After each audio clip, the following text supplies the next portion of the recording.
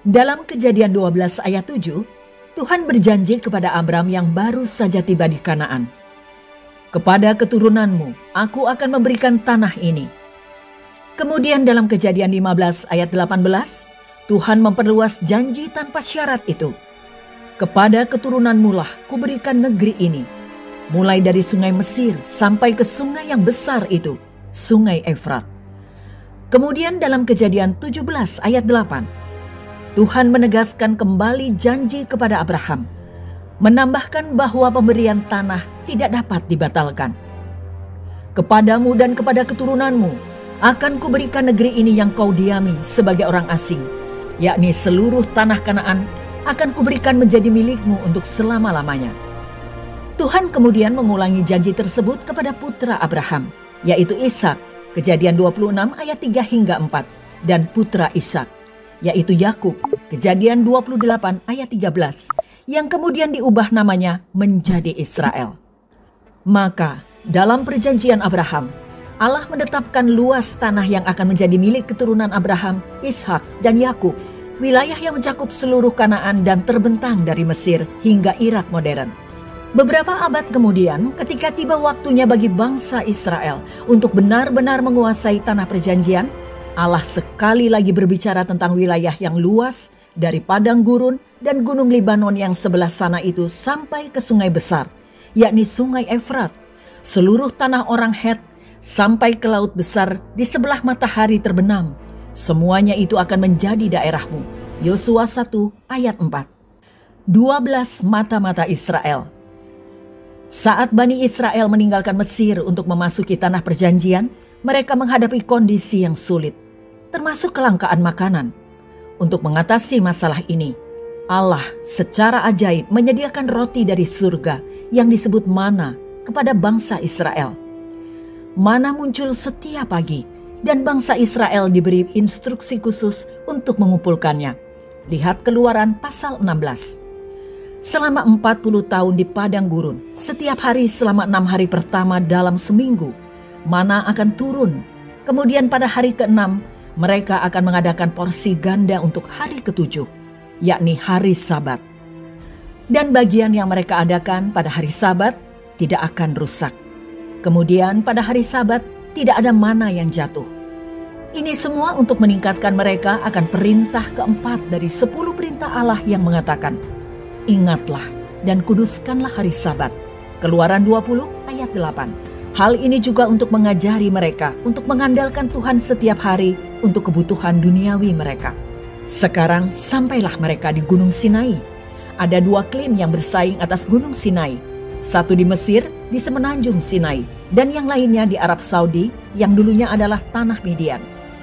Gunung Sinai adalah tempat orang Israel membangun anak lembu emas dalam peristiwa yang sangat mengerikan.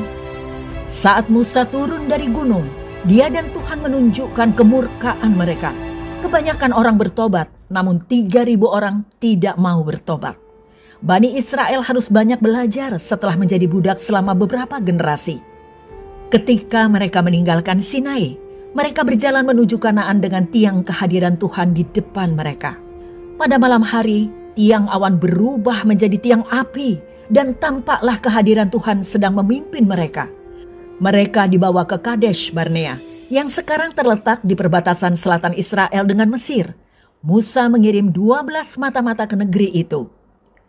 Nama ke-12 orang tersebut tercatat di dalam Alkitab. Namun saat ini kebanyakan orang hanya dapat menyebutkan 2 di antaranya.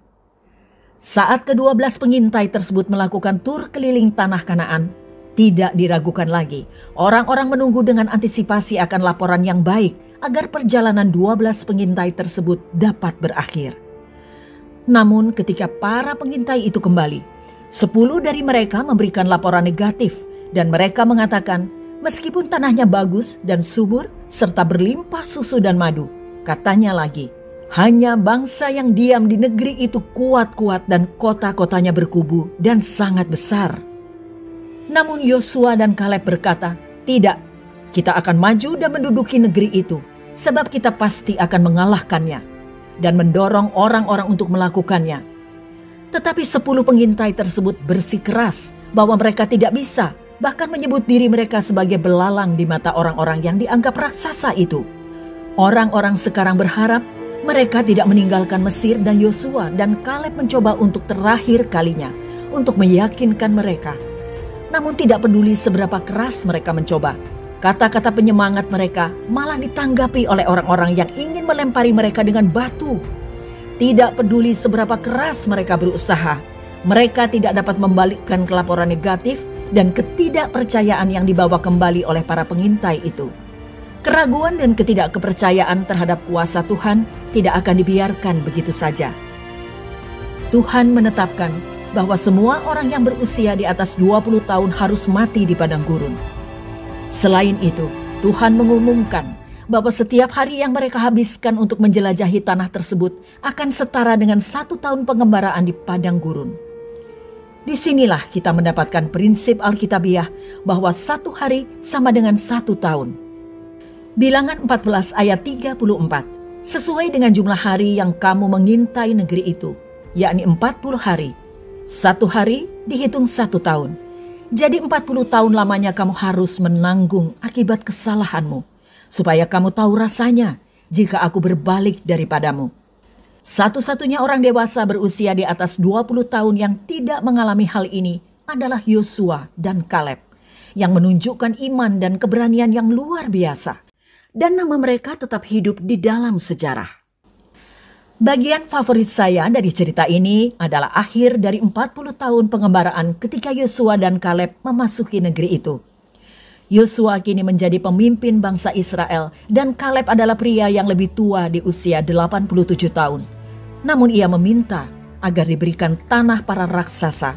Dia berkata dalam Yosua 14 ayat 12, "Berikanlah kepadaku gunung ini. Jika Tuhan besertaku, maka aku akan mampu mengusir mereka."